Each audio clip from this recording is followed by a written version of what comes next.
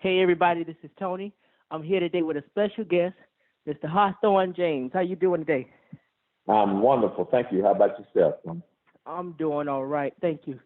Now, of course, Mr. James, everybody knows you, or a majority of people know you for playing on the movie The Five Heartbeats. Of course, and your other work. But before we get into that, I want to talk a little bit about how you got your start in acting and in the industry.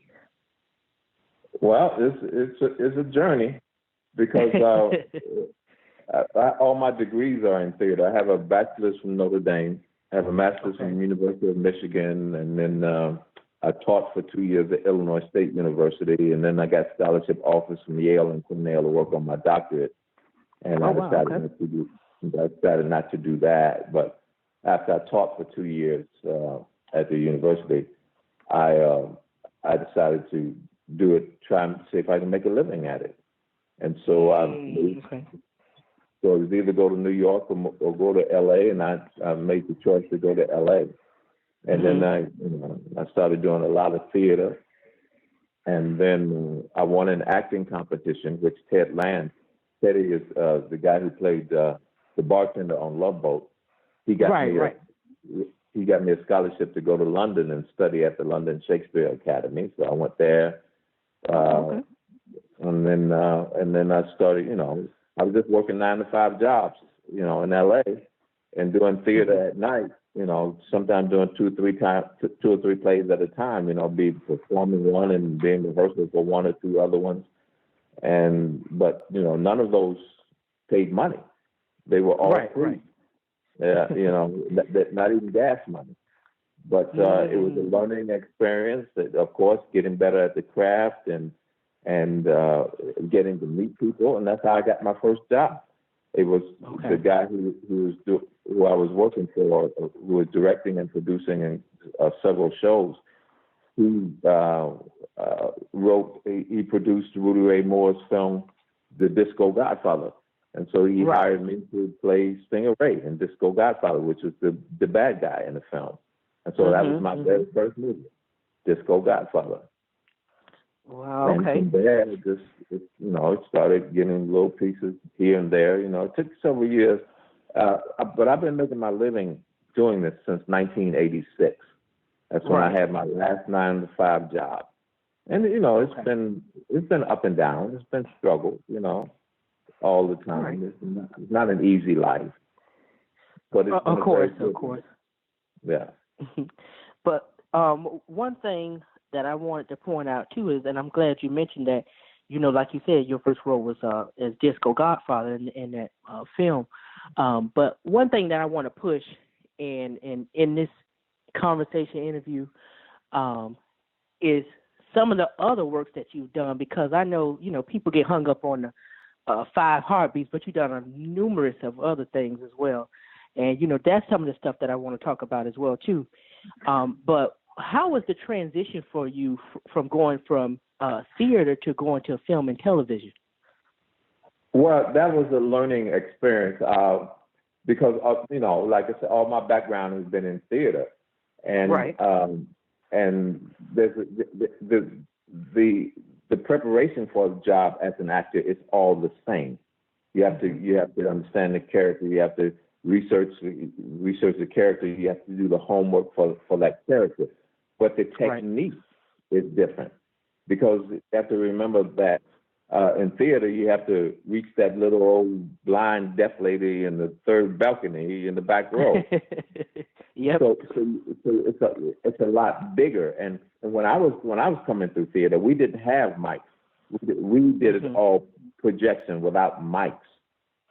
So we had to, we learned how to project, use the diaphragm and all of that, and you just have to be just broader so that they can see, they can't see a small, subtle eyebrow raise,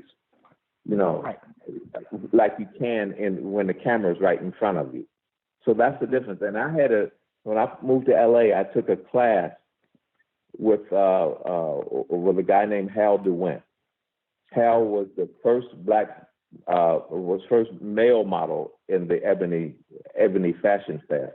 but he was also into film and television, and Hal was a great teacher. And I took this class. Bill Duke was in the class. Carl Franklin was in that class. A woman named Myrna White and Earl Billings. So many people who actually work in the industry now were in that class. Oh, yeah, some of the greats. Yeah, but Hal took me and he taught me how to bring everything down for the camera, to perform for the camera. So it's just a technique. I mean, like I say, the preparation is the same. It's just technique. You have to bring everything smaller. And that's one of the reasons why I did 7. Because initially I had turned 7 down because it was, for me, I was trying to get bigger roles, and it was a small role. And I said, no, I don't want to do it. I want to try to push myself, because you don't want to get pigeonholed into just being 2 or 3 days. You want you want to go into bigger roles and stuff. So I turned it down.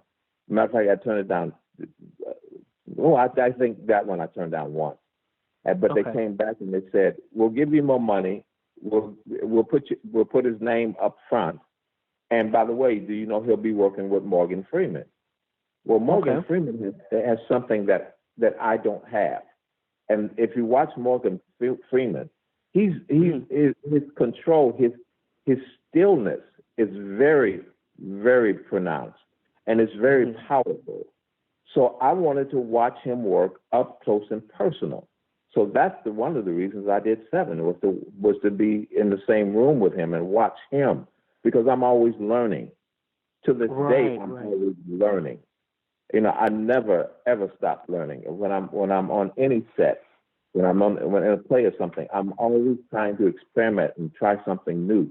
And so I've watched Morgan, and I have become better at it. I'm not great at it, because I still have a tendency to be, just a tad every once in a while. But also Teddy taught me. He said we were doing Othello, and I was playing Iago. And Teddy told me, he said, "Okay, you have one time in the whole play to go over the top. So you choose your moment." So I had to. That was a learning experience for me also, because there's a lot of times you go a little bit over 3 or 4 times. He said, "No, you have one time. I'll give you one time. You make that choice. You make that decision."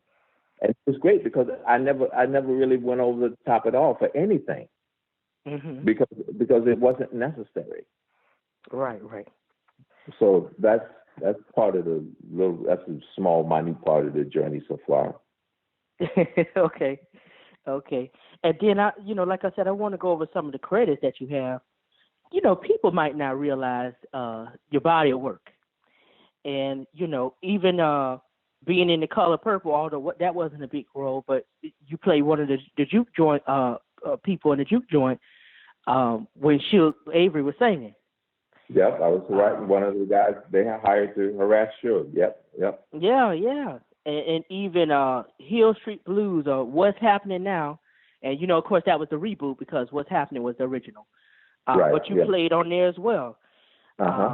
And even Frank's Place. I know some people. I'm younger too, but I know some people don't remember Frank's Place. But that was Tim Reed's show at the time, and he and his wife Daphne Reed. And then Tim Reed became known for Sister more than that. But that was a good show. But all of that stuff. But even in the midst of you doing 5 Heartbeats, I think personally what I remember you from is, of course, that. But the movie Speed and Martin, where you played Santa Claus or Brother Claus on the episode. And Shirley Hemphill played your wife. I said, it's crazy, but it's funny that you played the Santa Claus that was going to bomb the studio, and then on Speed, it ended up being a bomb attached to the bus that you was driving. Oh, that's funny. I never made that connection. That's funny. That's the first time that I realized that connection. Yep, it's true. Yep. Yeah, I was just thinking about that. I said, that's crazy, But even though in mine you said, most of them was fake, but that's crazy. But I think both of those came out the same year, if I'm not mistaken. And Yeah, pretty close. I think Speed was 94, and Martin was 94 too. I come to think of it, yeah. Yeah, I think it was the same year. Yeah, I think you're right. So somebody must have knew something then. What was that experience like working on Speed though? Well, you had Sandra Bullock on there, and you had a lot of big name people on there, and even though you played a bus driver, you still had a pretty big part in there.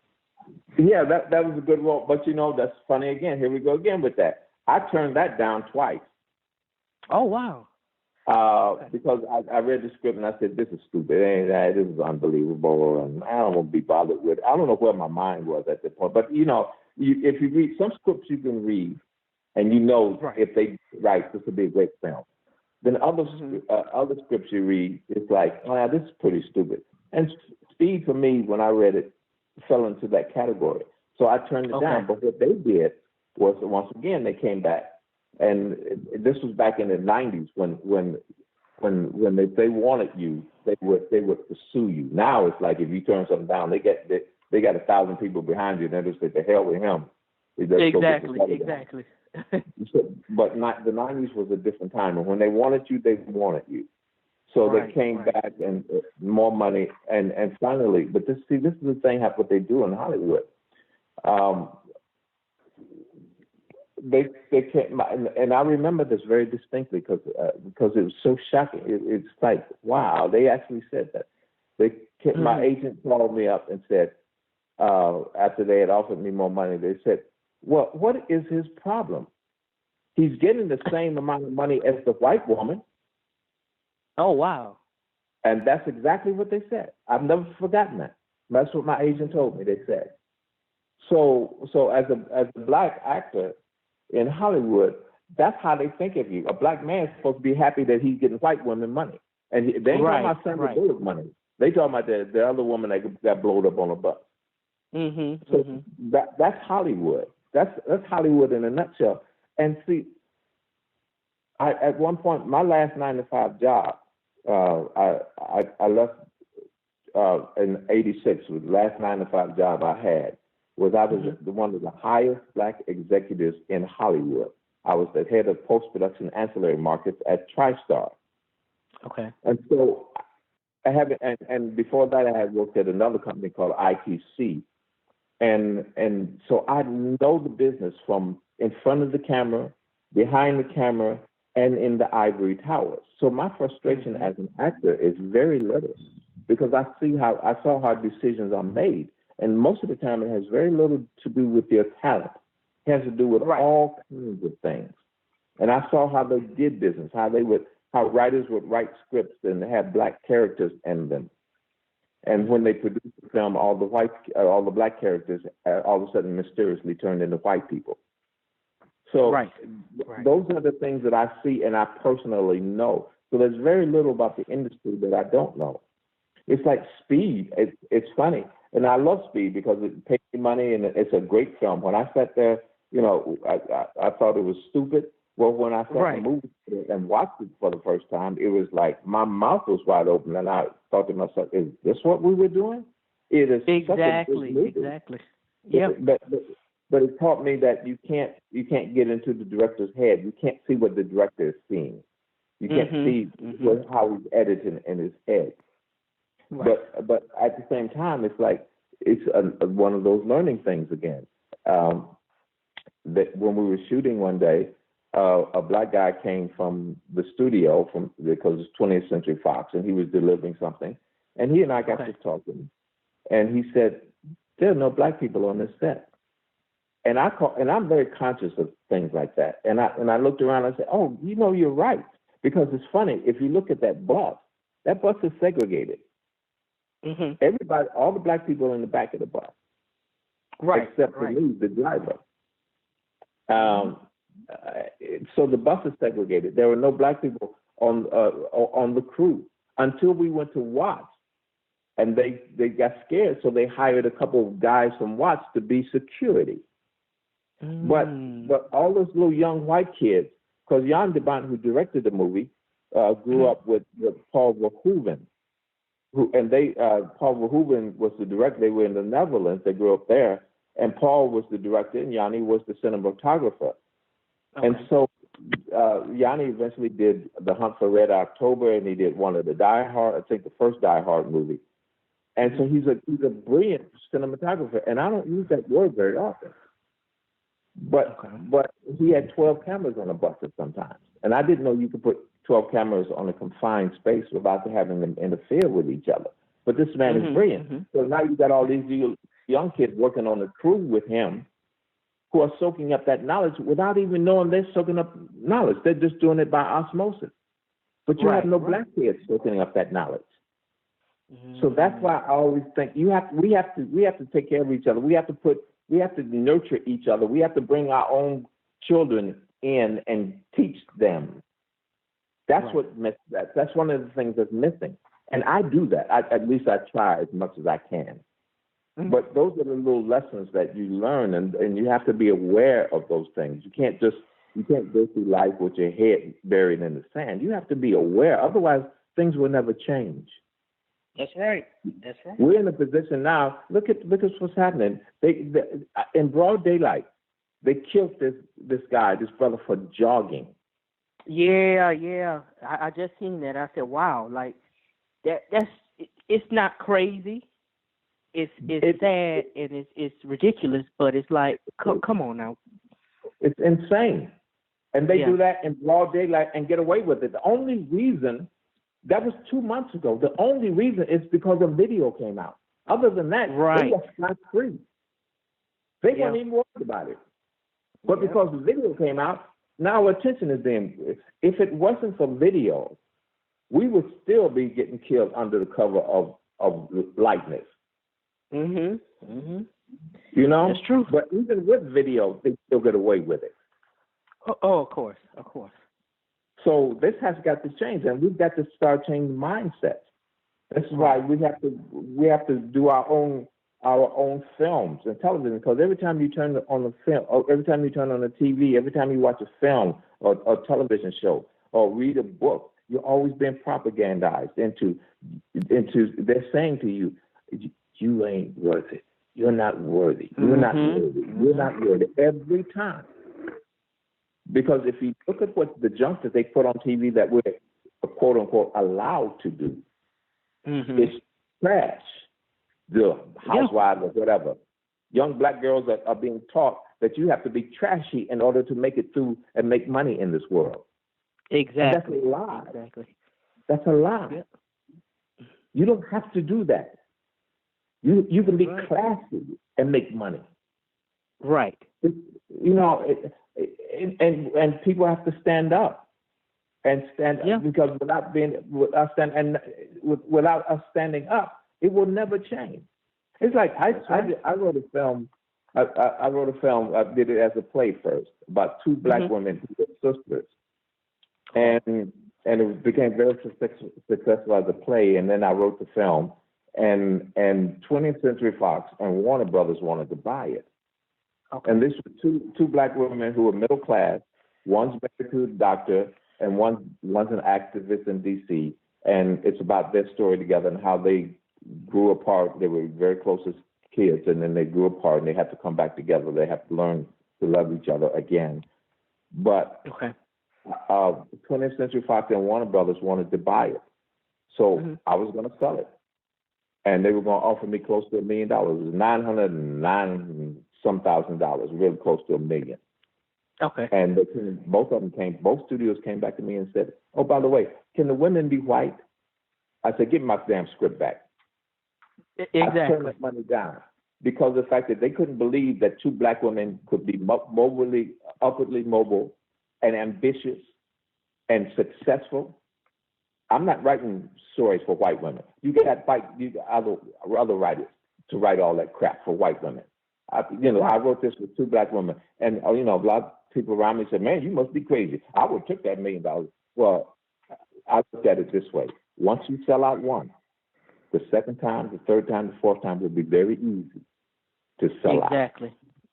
And I'm not, and money. As much as I wanted that money, as much as I needed that money, I'm not ruled by money. Right. Because I live my life for us. because I really believe, and I say this to people all the time, I don't be free till you be free. And I really mean that, and I really, really, really, from the bottom of my heart, I mean that. So every time something happens to a black person, it happens to me. And I'm not playing these games. It shows that, you know, you have, or you're willing to stand for something, unlike a lot of people, because sometimes, like you said, some people would have said, I would have took that money. But because of your morals and because of the things that you're standing for, you chose not to do that. And speaking of standing for something too, I heard you say that you don't use the N-word, and if it's in a script that you won't take it. And that's something I want to talk, you know, or hear your perspective on as well. You know, basically the reason for that. I know the reason why, but you know. Well, to me, it is the most. It is the worst word in the English language because it denotes such vile hatred. And if a kid can call another kid that, you're saying you're a cockroach. And what do you do to cockroaches? Kill them. That's what you do.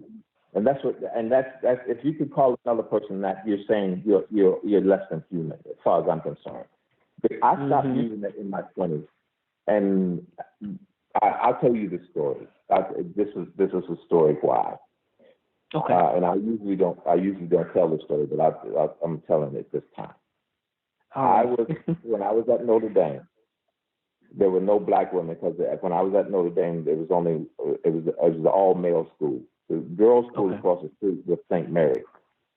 And so if I wanted to date, there was no black women. So in college I dated a couple of white women. Okay. Now I have to say that's why when I see, I never talk about that. I never say, brother, you shouldn't be with that. You know, even though I have strong feelings about that, I never be judgmental because of the fact that I did it when I was in my 20s, and I learned I don't do it. I learned it's not good for me, at least not for me. But right. But my brothers and sisters got together, and we were going to fix up my mother's house. We were going to do the floors, and we were going to paint the house, etc. And I took this white woman up with me that I was dating at the time. And my older sister, every other word was that N word, and it made me so uncomfortable because if that white girl ever said it came out of her mouth. Because it was like almost, you know, she would, in their mind, she would thought, well, that's normal. That's what they call it. That's what they say. They use the word all the time. But I thought to myself, I said, I'm done. It just made, there's something happened within me that said no. Because if this white girl ever called me that, I'd be under the jail and she'd be dead. Yeah, exactly. Yeah. So at that point in my life, I was like maybe 20, I think I was 20 years old. I stopped using it. I at least really started weaning myself over it. By the time I became 25, I was done with it. So, but that's my line. See, I don't use it in my personal life, and I'd be damn sure I don't use it in my professional life because I've had people, you know, scripts and stuff. I can't do August Wilson. Because of the fact that he uses it all the time in his script. As much as I love August Wilson's plays, some of them, I can't do it because I can't change the words. Right. But my line is, I have a line for my life. I will not use the N-word for anything. You can't offer me enough money, and I don't put on a dress. That's my right. You know, and I'm not asking you to have my line. I don't preach about this stuff. I said what I said just now, but I don't preach about it. It's just my line. I'm not asking you to have my line, but I'm asking you to have a line. Right. And see, the money aspect of it, I was doing a film in New Orleans with Alec Baldwin called Heaven's Prisoner. And in the audition, what the story is that Alex ex-cop, and he's an alcoholic, and he's running a bake shop, and he has a black guy who was played by Baja Jola, Baja passed a while ago. But I'm the killer, and I get on the phone and I hear that he's looking for me, and I get on the phone. And I tell him, I warn him. I say, don't mess with me, because I'll kill your wife, I'll kill your daughter, I'll kill you, and I'll kill that old. And in the audition I said, and I'll kill that old Negro. Mm-hmm. You know, so when we got to New Orleans, my first big scene was that scene on the phone, and it's a big deal. Matter of fact, it's so funny because that's the same day that we were shooting that scene that OJ was was in the Bronco. Wow. in the film, I own a laundry, and so there was a TV on the counter in the laundry. And in between takes, we were watching OJ's face, and that's the side note. So it was just bizarre. But anyway, so when we were shooting the scene, the first time I said it, I said something like, "And I'll kill that old bastard." Mm-hmm. And so and then the second take, I think I said, "I'll kill that old motherfucker." Okay. And so, but I had made up in my mind, I'm not, of course I don't use the word, and if they want me to use it, put me on a plane, I'm going home. I don't give a damn about your money. Right. So after the second take, I saw the director. He's called cut, and I saw him walking right towards me. And I said, "Oh, okay, here we go." And I knew exactly what the man was going to say. But he got close to me and he said, "Hawthorne, about that word." And I looked dead at him. I cut him off. I looked dead at him. I said, "I don't use it." And he said, "Oh, okay, use motherfucker." And he walked away. What that taught me, that really teaches you a lesson. If you don't stand for something, they don't respect you. Right. It's not about the money. We only get 60, 70, 80 years on this planet as it is. And they go very quick. So right. Why worry about money? It's like Warren Buffett. Do you ever see Warren Buffett with Gucci? No, never. Never. But you see all these ball players spending $5,000 on a bag. And then you wonder why they're broke at the end of their career. Yeah. You have to learn. I tell ball players all the time. I say, look at young kids. Don't buy your mama a house because you can't. At the end of the day, you really can't afford it. Buy a condo. I mean, buy a duplex. Put your mother in one half. Let her manage the condo, the duplex. Right. Let her make money. She's making money as a manager of your business, and you've got a business now. Then next year, you buy a fourplex. Your mama manages the fourplex. She's making money. Your mama, your daddy, whoever it is, they're making money, and they're earning their own keep. Next year, you buy an eightplex. Therefore, you become a mogul. So at the end of your playing career, you're actually having businesses that generate money. You don't even have to worry about your status in the league. Yeah. Your mama, your mama now can afford her own house. She doesn't have to depend on you for paying it. Your parents or your daddy, I say your mama because most of them always talk about the mother. But your daddy, your mom, all of them. And now you bought the Toyota for your first contract. Now you bought the Honda.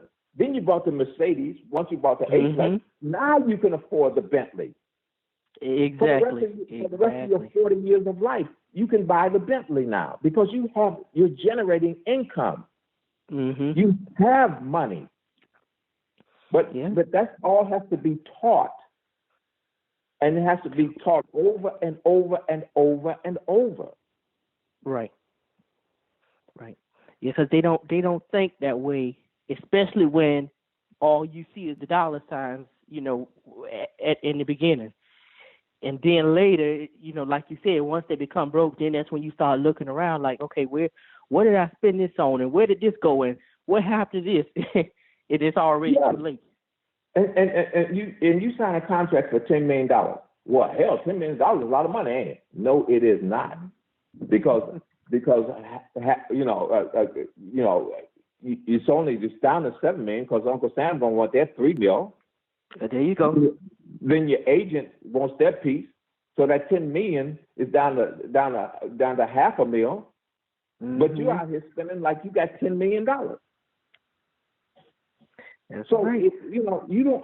In other words, you don't understand money. You don't understand how to make money. And I'm not great at it. I mean, don't get me wrong. I'm trying to say that I know all about money, because I don't. Right. Because I'm learning myself. Because I've been down there homeless, and it's not because of spending. It's just because as an actor, a black actor, I don't make the money that they give to Tom Hanks. Right. So I'm out here every day hustling on scale. You may think that a lot of people think that I'm a multimillionaire. That's a crap, because I work and I love to work, but I don't make that kind of money. So it's like I've learned how to deal with that. And there was a point 7, 8 years ago when I was almost homeless, and it's not for spending money. It's just because it's a point at which all of a sudden work dried up.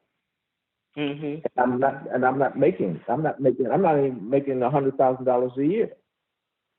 And like I say, I'm not spending money, but it's just the fact that I got in a cycle, and the shit wasn't working, and the unemployment had dried up, all that kind of stuff. But I fortunately I was blessed in the fact that I have friends around me, and my 2 brothers who took me under their wing and said, here's some money. I have another friend in L.A.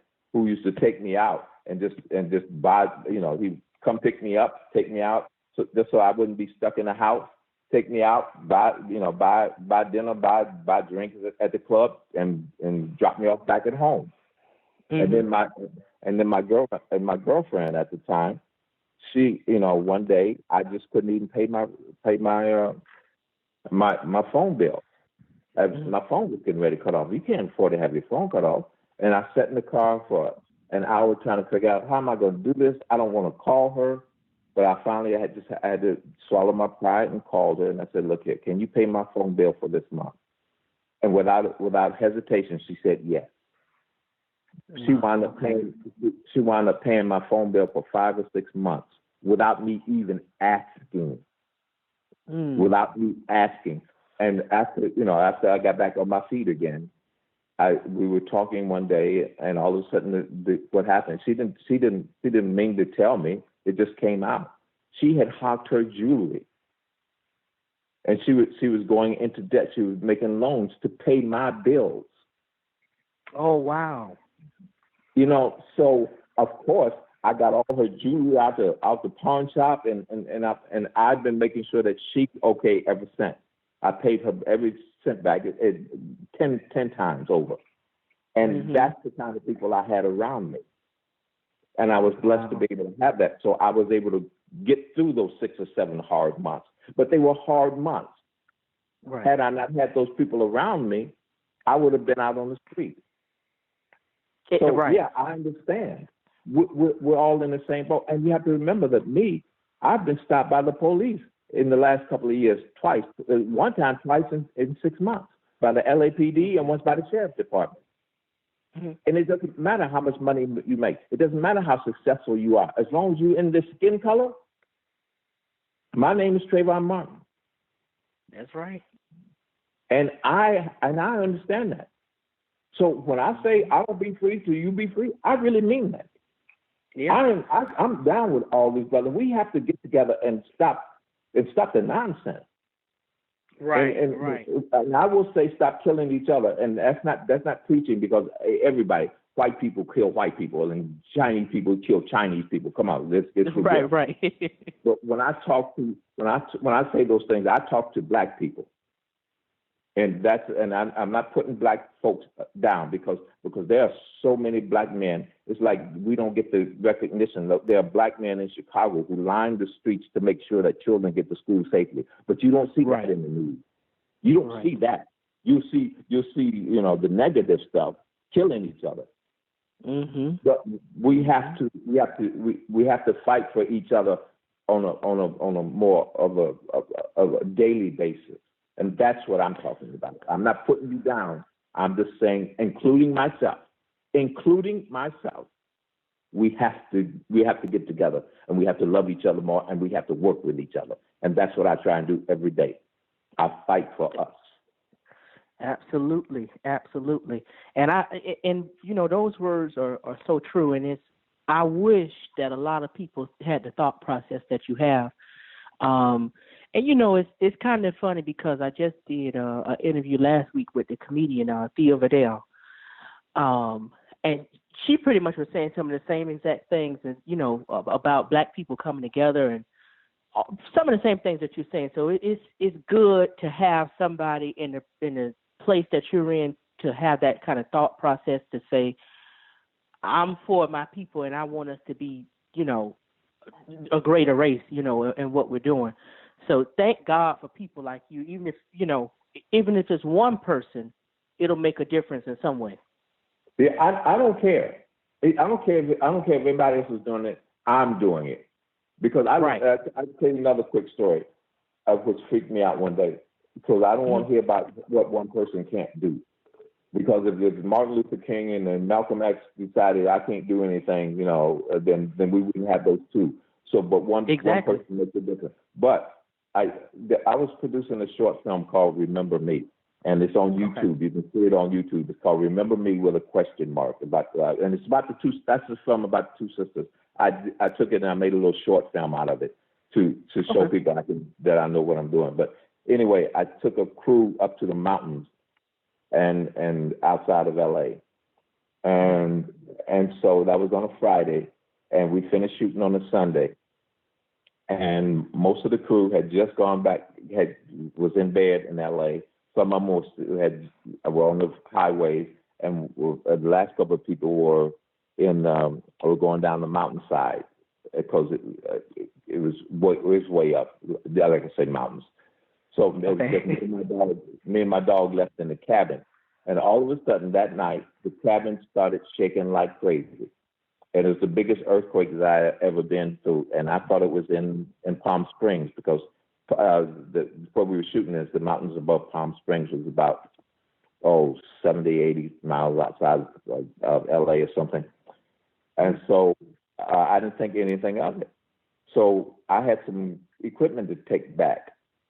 So that morning I got up, and me and the dog, and I drove the truck back, and the freeway was empty. The streets were empty. And if you know LA, streets ain't never empty. It's traffic jam on Christmas morning. There's traffic Exactly. So it was just freaky. So I never understood how bad it was in LA. To this day, because I wasn't there, I don't know how bad it was. But cut to about 2-3 years later, my girlfriend at the time, she came up to me and she looked at me, she said, "Do you know how many lives you saved?" I said, "What are you talking about?" She said, "Do you know how many lives you saved?" I said, "What are you talking about?" That earthquake happened on Martin Luther King Day. Now, let me go back. I have to go back just a tad from that. Okay. What happened when I was at TriStar, at that time, Martin Luther King's birthday was not a holiday for the studios in Hollywood. Okay. Well, here I go. I wrote me up a memo to all the presidents and all the owners of TriStar, of the company, and I wrote this memo saying, you should respect your employees and give us the day off for the holiday. It's a national holiday. Mm-hmm. Well, I went to two of the black secretaries. I was only black male there, and there were two black secretaries. And I went to them and I asked them, would you sign this memo? They looked at me like I had lost my ever-loving mind. Oh, hell no. So I sent it off on my own. A couple of weeks, a month later, I got the memo back, and the company got the memo. Any employee that wishes to take the day off can do so with pay. Well, once one studio does it, then all the rest of them will follow suit. So within the next year or two, they were given the option of giving the employees off with pay. Within the next 5 or 6 years, it became a regular holiday like Christmas and New Year and President's Day, Labor Day, etc. So it became a holiday for the studio. Okay. Well, that earthquake happened on Martin Luther King Day. Mm-hmm. And she made me realize, do you know how many people would have been in those parking lots that collapsed? How many people would have been on the freeways that collapsed? Because me sending that memo made all the difference in the world to people's lives. Right. So don't tell me what one person can or can't do. And she made me realize that. Yeah. And you know, I think sometimes we don't even realize what we're capable of or what we're doing when we do things like that sometimes. But it's just the fact that you're willing to do it in the first place and say, okay, well, even if I fail, I'm still going to do it. So it's the courage that you have in doing something like that. And what she said was exactly right, you know, because you help change things, you know, in a sense. Yeah. And I did it just because it was the right thing to do, not for anything else. And I knew the consequences of my actions, and I'm willing to take that because at the end of the day, money they can't rule. Money cannot rule. We'll get through this. That's right. We'll get through it. We don't have to be billionaires. We'll get through this. But think about the kids that are coming up behind you. Do you want your children and your grandchildren to have a better life, or do you want them to go through the same crap that we've been going through the last 400 years? That's right. Killing us, people, and getting away with it. What's the difference between 1795 and 2020? It's not a big one. If you don't stand up and look at them face to face and say, this is going to change, we ain't doing this no more. Okay, you want to play? Let's play. Right. Let's play. Grow a set. You know, it drives me insane. All them NFL players, black people are 80% of the league, and you are afraid that you're not going to have a job tomorrow morning. If all of you got together and said, "The hell with you! If we kneel, we're going to kneel. Right. We're not afraid of you." What are they going to do but crumble? Yep. Because if you don't stand for something, you'll fall for anything. Fall for anything. And that's what we sometimes have to learn, because just like you said, some of those people they'll probably tell you, oh yeah, I don't, you know, it's going to mess my money up, or I don't want to be fired, or whatever the case may be. But it's like, which would you rather have, the money now and then you suffer still later, or would you want to make a difference now? Either way. Yeah. And it's all a matter, or you know, in the person having that courage to do it and say, you know what, let me take a stand for what's right, not because Susie or Bob is doing it, but because it's the right thing to do, just like you said. And that's something that I respect about you and the work that you've done, for even, like you said, just doing it because it was right, not because somebody else was doing it. Yeah, and I can't live my life for what other people are doing. I have to live my life because at the end of the day, I'm the one that has to answer. And I'm not going to have any problem looking God in the eye and say, this is what I did, now what? Exactly. And then I want to go back to film a little bit. You talked about having a line as far as your life and profession, and things that you will and would not do. So, and you know, basically that kind of goes into things that you'll take and won't take as far as roles. So what made you accept the role as Big Red in the 5 Heartbeats? Oh, that was that. I told you I went to school in London. Okay. And I've been doing Shakespeare since I was in high school. I'm a kid from South Side of Chicago.